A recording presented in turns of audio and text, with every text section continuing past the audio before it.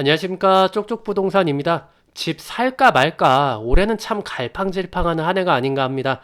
그래서 2019년 주거 전략과 절묘한 매수 타이밍에 대해서 좀 말씀을 드리고자 합니다. 일단은 주거의 형태는 이제 전세나 월세, 반전세가 있고 또 이제 청약 같은 게 있고 이제 매수해서 주거하시는 매매 같은 것들이 있죠. 그러면은 이제 2019년에 주거를 구하시는 분들은 과연 어떤 형태로 살아야 할까요?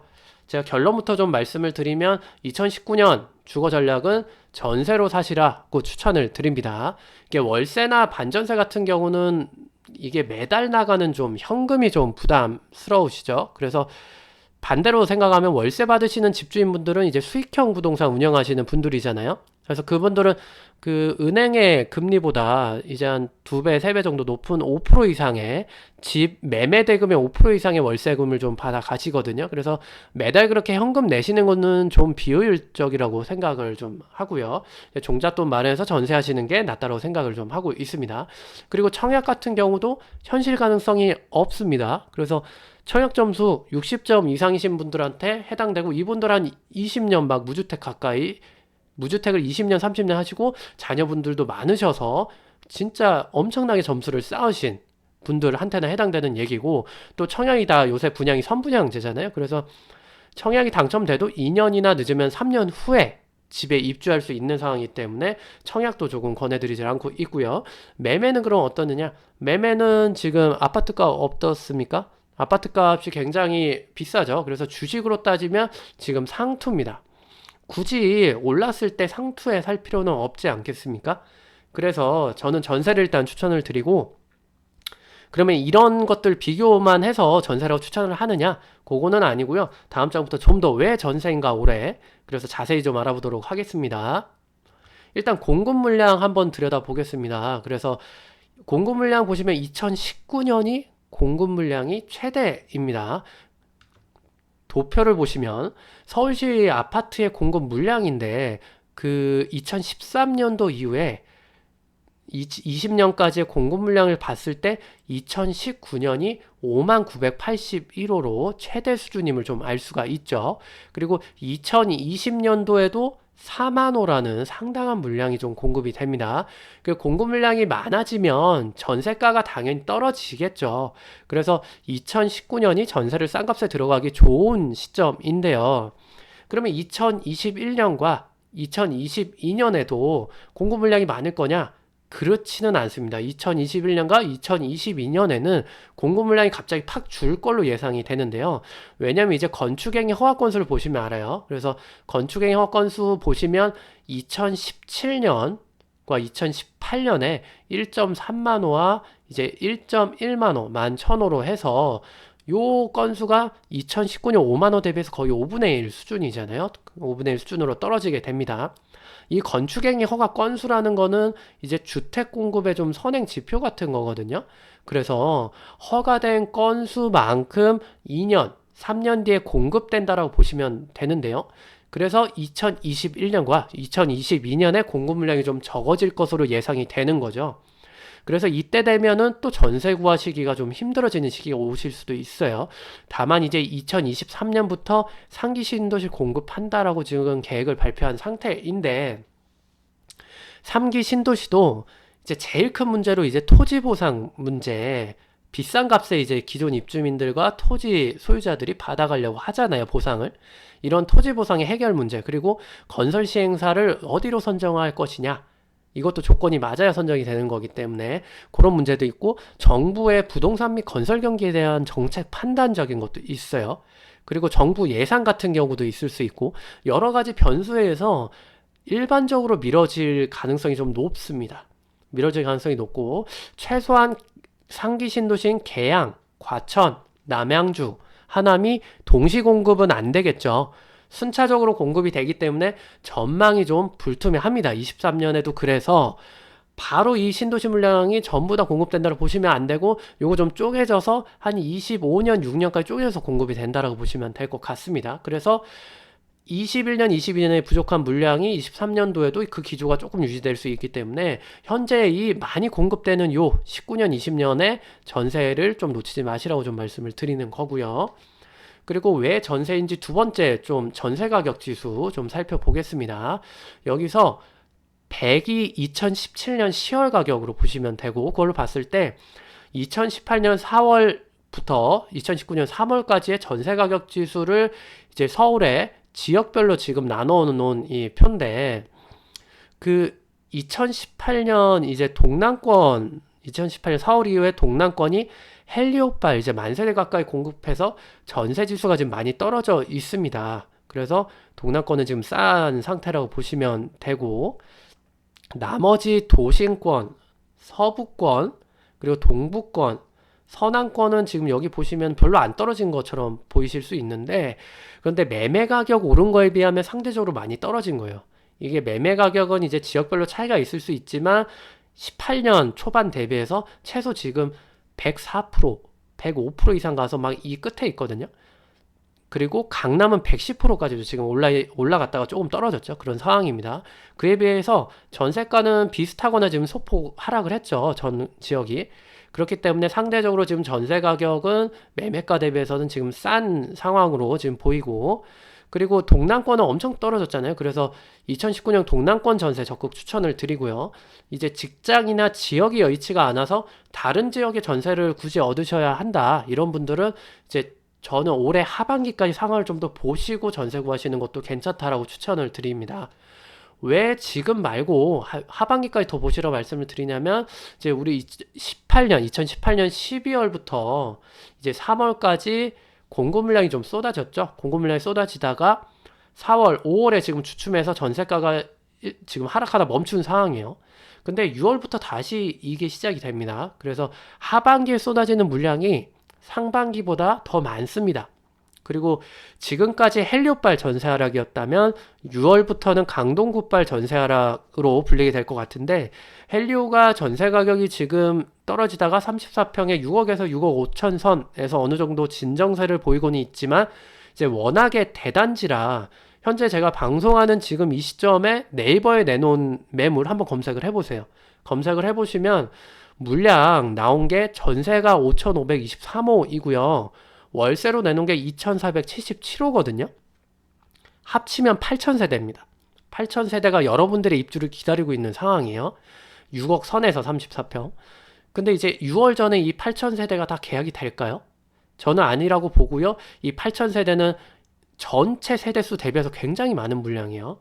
이게 지금 4월, 5월에 물량이 없기 때문에 어느 정도 계약이 쭉쭉 나갈 건데, 그래도 8,000세대는 굉장히 많은 물량이고 나가기에는 좀 부담이 된다. 그래서 앞에서 말씀드린 대로 강동구는 전세가가 이제 동남권 쪽에 전세가가 급락했잖아요. 대신에 다른 곳은 급락 정도는 아닌 걸로 이렇게 전세 가격 지수가 돼 있는데, 그런데 6월부터 강동구 물량까지 공급이 되면 이제 직접적으로 영향을 입는 성북구, 동대문구, 중랑, 광진, 성동, 송파, 강남구 쪽 전세 영향을 미칠 거고, 그리고 강동구가 9호선 타고 다니기 좋잖아요. 9호선 라인 쪽으로 연장을 해보면 용산이나 영등포, 동작, 서초 전세까지도 영향을 미칠 수가 있습니다. 그래서 영향을 미치는 걸 좀 더 자세히 설명을 드리면, 처음에는 이제 매매가에 맞게 전세를 비싸게 내놔요. 강동구 한 10억 정도 하잖아요. 강동구 신축 아파트. 그러면 전세를 한 7억 막 이렇게 내놨다가 이제 안 나가니까 역전세 현상이 발생을 하고, 역전세로 인해서 세입자 구하기가 힘들면 신축임에도 강동구 쪽 전세가가 떨어지게 될 거고요. 그러면 광진구나 송파구나 다른 데 사시는 분들이 신축이고 직장 출퇴근 시간이 비슷비슷하단 말이에요. 그러면 강동구 쪽 신축으로 가면서 송파나 광진구부터 집이 전세가가 빠질 거고, 그런 연쇄적으로 그 인접 지역으로 쭉쭉 퍼져 나가는 거예요. 이게 전세가가 떨어지는 원리입니다. 공급이 많아짐에 의해서. 그래서 도미노 아시죠? 강동구발 전세 하락이 도미노가 이제 주변에 영향 미치는 거랑 비슷하다라고 말씀을 드릴 수 있겠습니다. 자, 그러면 올해 전세 살면 집은 도대체 언제 사야 되나? 저는 2020년부터 좀 매수를 고려하시라고 좀 말씀을 드리고 싶은데요. 2020년부터 매수 고려하시면 바로 사는 거 아니죠? 한 1년 정도 이제 매수 고려하시면서 계속 부동산에 급매 나오나 안 나오나, 현재 가격 대비 얼마나 싼가, 그런 거, 그리고 시장 상황 보시면서 이제 금매가 너무 싼 게 나오면 일찍 잡으시는 거고, 근데 뭔가 시장 상황이 안 좋으면 좀 더 기다리시라고 좀 말씀을 드리고 싶은데, 이걸 좀 더 자세히 설명을 드리면 매수 방법을 좀 두 가지로 좀 나눠서 설명을 드릴 수 있겠습니다. 첫 번째 방법이 이제 투자 리스크를 좀 높게 가져가고 수익률을 좀 높이는 방법부터 좀 설명을 드리면, 강동구발 이제 도미노가 끝날 때쯤 2020년 중반부터 이제 전세가가 다시 오를 때 매매가와 갭이 적어지잖아요. 그러면은 그때 갭 투자로 매수를 하시는 방법인데요. 그래서 본인 거주하시는 집은 이제 2019년에 전세가 낮을 때 계약을 좀 하시고요. 2020년 이후 이제 전세가가 이제 공급이 적어지면서 상승을 하게 되면 최소한의 갭으로 이제 집을 매수하시는 방법입니다. 근데 장점으로는 이제 최소 비용으로 집 매수가 가능하다라는 점, 그리고 그 전세를 그리고 대출을 최대로 활용을 가능하세요. 전세사라서 무주택자이시기 때문에 대출을 최대로 활용이 가능하시다는 점이 장점이고, 단점은 전세로 살아서 내 집이 아니라 약간 불편한 점은 감수하셔야 되고, 만약 한국에 그 내부 시장 요인이 아니라 이제 외부 시장, 그래서 금융위기나 이제 대세 하락기로 접어들면 다시 시점을 고려하셔야 되기 때문에 시장 돌아가는 상황을 잘 보셔야 한다는 거예요. 이 부분을 조금 주의를 하셔야 됩니다. 그 경제 얘기를 그럼 어떻게 하느냐? 그 100% 예측하면 신이죠. 그건 아무도 예측을 못 하는 거고, 다만 이제 그 기업가 가계부채, 그리고 그거를 상환하는 비율, 그리고 GDP 성장률 좀 보시고, 외환보유고 요 정도만 보셔도 일단은 집 살 때 개인이 볼 수 있는 어떤 경제 지표들은 이제 충분히 보시는 거고, 일단 충분하다라고 좀 생각을 하고 있고요. 그리고 두 번째 방법은 투자 리스크를 적게 가져가고 싶으실 때 권해드리는 방법인데, 수익률을 좀 기대를 하시면 안 되고요. 현재 자금에 맞춰서 3억에서 4억 되면 경기도권, 5억에서 7억 되면 신도시 역세권, 그리고 8억 이상이면 서울의 주요 도심, 물론 강남은 제외입니다. 강남 상권 제외고, 서울의 주요 도심 역세권을 좀 사실 수가 있는데요. 문제는 이제 저희가 이제 돈 욕심이 있으면 확실히 리스크를 지셔야 수익률은 당연히 높다는 점인데요. 그게 좀 문제죠. 그래서 그러면 나보고 갭 투자하라는 거냐? 그 유주택자는 당연히 전 권해드리지 않고, 무주택자이신데 3, 4억으로 서울의 주요 도심에 살아서 나중에 서울이 많이 올랐을 때 수익률을 극대화하실 만한 분한테 좀 권해드리는 겁니다. 이거에 대한 얘기를 좀 매매가 전세가 흐름상에서 좀 더 상세히 설명을 드리면, 보시는 거는 서울 아파트의 이제 매매가와 전세 가격 지수인데, 매매가 지수가 파란색 선으로 보시면 되고 전세가 지수가 주황색 선으로 보시면 돼요. 그래서 2017년 10월을 100으로 보면 2014년부터 현재까지의 집값 흐름을 세 부분으로 나눌 수가 있습니다. 그래서 첫 번째는 매수 시그널이 발생하는 때예요. 그래서 보시면 전세가가 매매가보다 낮다고 갑자기 따라잡기 시작하죠. 그래서 전세가가 막 오르면서 매수자금이 유입됩니다. 그래서 이때 매수자금은 일반적으로 대출 끼고 현금으로 집 사는 실수요자뿐만 아니라 전세 끼고 현금 끼고 대출 끼고 사는 갭 투자자도 포함입니다. 유입이 되기 시작하는 거예요. 갭 투자자가. 왜냐면 갭이 작아지고 있잖아요. 보시듯이. 그러니까 집을 사기가 쉬운 거죠. 그리고 두 번째 섹션은 이제 부동산이 폭등하면서 너도 나도 집을 살 때입니다. 그래서 전세가가 보시면 매매가 지수를 추월했죠. 더 올랐죠. 그래서 이게 전세가 매매가보다 비싸다는 건 아닙니다. 지수니까요. 그래도 전세가 매매가 갭은 더더욱 작아지고 있습니다. 그래서 매수자금 유입이 좀 가속화가 되기 시작하는데, 여기에는 유입기에 더해서 서울 사면 이제 지방에서 오른다더라 하는 지방 투자자들까지 껴들게 되고, 정부가 어떠한 다주택자에 대한 정책을 시행을 했기 때문에 똘똘한 한채 현상까지 한 몫을 하게 됩니다. 그리고 세 번째 부분은 2018년 1월부터인데요. 추경 매수로 고점에 좀 살 때예요. 그래서 이게 그 추경 매수로 좀 고점에 사시다 보니까 이 부분은 좀 거품이 의심되거든요. 그래서 보시면 매매가 지수는 폭등을 하는데 마구 오르잖아요. 폭등하는데 전세가 지수는 오히려 유지하거나 이제 떨어지죠. 그래서 전세는 안 오르는데 매수가만 오르니까 갭이 점점 벌어지는 게 보이실 겁니다. 갭이 점점 벌어지고 투자가 부담되니까 갭 투자자 및 지방 투자자도 매수 대금에서 제외돼서 매수 자금 유입이 감소되죠. 그래서 매매가는 더 상승하지 않고 이제 이렇게 하락으로 점점 전환되는 그림을 그리게 되는 거죠. 근데 이 부분을 지나고 다시 매수 타이밍이 오려면 매매가가 전세가에 근접하게 떨어지거나 아니면은 이제 전세가가 올라야 되는 이러한 상황이 발생이 돼야 되는데 앞에서 공급 물량 보셨죠? 그래서 실거주에 필요한 니즈가 반영된 게 전세가인데 전세가가 앞으로는 계속 떨어질 수 있습니다.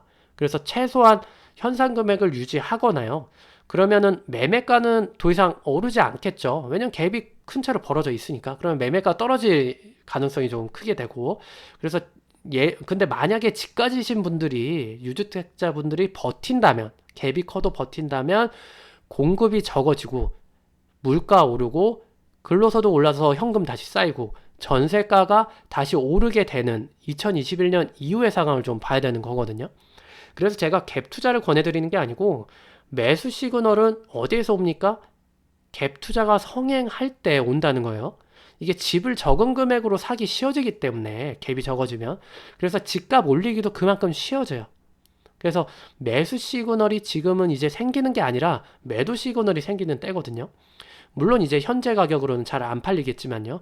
그래서 제가 이제 만약에 집을 매수를 하시게 되면 여기서 첫 번째 구간 있죠. 2014년에 갭이 적어지면서 너도 나도 적은 갭으로 집 살 때, 집 사는 게 계속 매수 자금이 계속 유입될 때, 이때가 매수 시그널이 발생하는 때이기 때문에 이런 현상이 나타날 때 좀 매수를 하시러 좀 권해드리고 있습니다.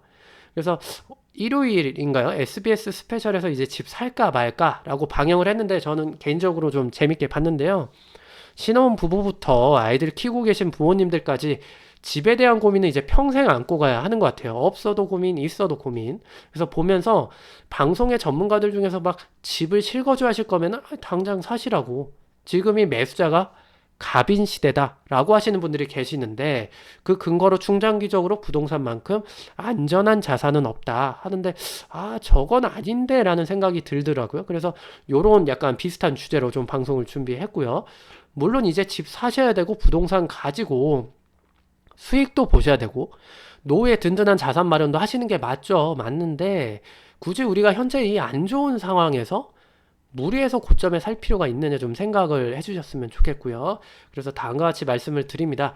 2019년에 당장 집 없다고 해서 불안하실 필요 없습니다. 매매 전세 시장 물량 그리고 정책 변화 그거에 따른 또 시장 변화 그런 걸 관심을 가지시면서 올해까지는 걱정하지 마시고요. 2020년부터 매수 타이밍 고민하시고 이제 제 방송도 좀 시청을 해주시면서 아주 합리적인 판단 내려주시면 될 것 같습니다. 네, 지금까지 쪽쪽부동산이었고요. 구독과 좋아요 부탁드립니다. 감사합니다.